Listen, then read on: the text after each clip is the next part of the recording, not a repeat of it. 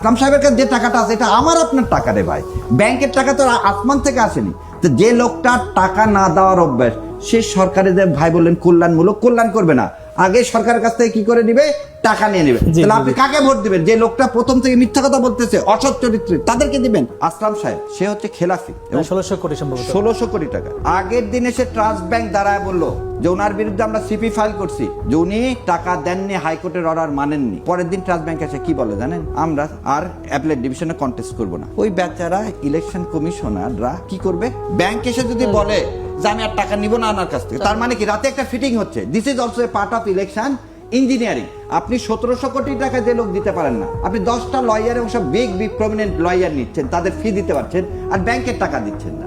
ঠিক একই কাজ যখন হচ্ছে, ঋণ খেলাফি যতগুলো হচ্ছে, ওখানে আমি লোকগুলোর চেহারা ব্রিগেডিয়ার সাথে বলে ফেললো এইভাবে আপনার অসত্য সবাই কি করতেছে, হাইকোর্ট থেকে একটা অর্ডার নিয়ে আসতেছে। কি অর্ডার? Stay order.